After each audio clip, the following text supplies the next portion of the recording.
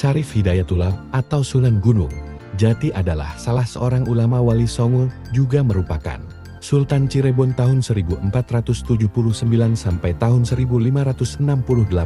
Pengunjung mengamati naskah kuno yang tersimpan di Museum Keraton Kasepuhan, Cirebon, Jawa Barat.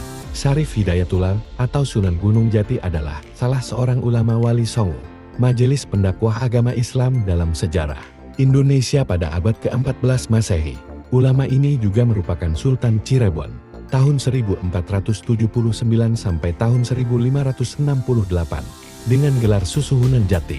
Sunan Gunung Jati lahir adalah putra Sultan Syarif Abdullah bin Ali Nurul Alim, Pangeran Mesir yang menikah dengan Nyai Rara Santang, putri Prabu Siliwangi dari Kerajaan Pajajaran. Nama asli Sunan Gunung Jati adalah Syarif Hidayatullah. Sejak kecil, sudah tampak kecerdasan dan ketekunannya dalam menuntut ilmu. Karena kesungguhannya menekuni ilmu agama, atas izin sang ibunda Syarif Hidayatullah berangkat ke Mekah. Di Tanah Suci, Syarif Hidayatullah berguru dengan Syekh Tajuddin Al-Qurtubi.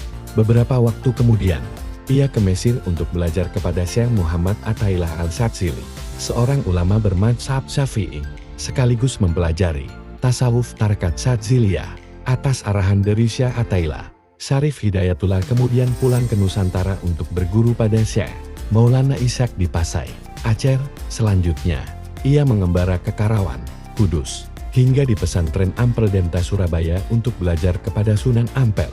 Setelah banyak masyarakat Cirebon masuk Islam, Syarif Hidayatullah melanjutkan dakwahnya ke daerah Banten. Semasa berdakwah di Cirebon, Syarif Hidayatullah menikah dengan Nyi Ratu Pakungwati, putri Pangeran Cakrabuana atau Haji Abdullah Iman, penguasa Cirebon kala itu. Oleh para santrinya, Syarif Hidayatullah dipanggil dengan julukan Maulana Jati atau Syekh Jati. Selain itu, karena ia berdakwah di daerah pegunungan, ia digelari sebagai Sunan Gunung Jati. Setelah Pangeran Cakrabuana meninggal dunia, tampuk kerajaan Cirebon dilanjutkan oleh menantunya yakni Sunan Gunung Jati. Duduk di kekuasaan, dakwah Sunan Gunung Jati beriringan di jalur politik. Ajaran Islam berkembang pesat di Cirebon, Sunda Kelapa, Banten, dan banyak daerah di Jawa Barat. Untuk memperluas syiar Islam, Sunan Gunung Jati menikah dengan Nyai Ratu Kawunganten, putri Bupati Kawunganten Banten.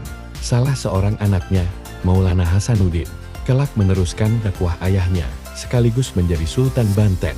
Cirebon juga menjalin hubungan dengan Tiongkok. Diceritakan, Sunan Gunung Jati juga menikahi putri Kaisar Cina Hong Ji dari dinasti Ming yang bernama Ong Tin.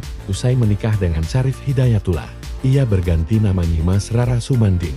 Dakwah Islam yang dilakukan Sunan Gunung Jati kian kokoh berkat kerjasama dengan banyak kerajaan tersebut. Pada 1568 meter, Sunan Gunung Jati berpulang. Ketika meninggal, usianya diperkirakan mencapai 118 tahun. Makamnya terletak di Gunung Sembung, Desa Astana, Cirebon Utara. Sekian dulu cerita kami, kita lanjut di next part. Jangan lupa di subscribe, like, comment, and share.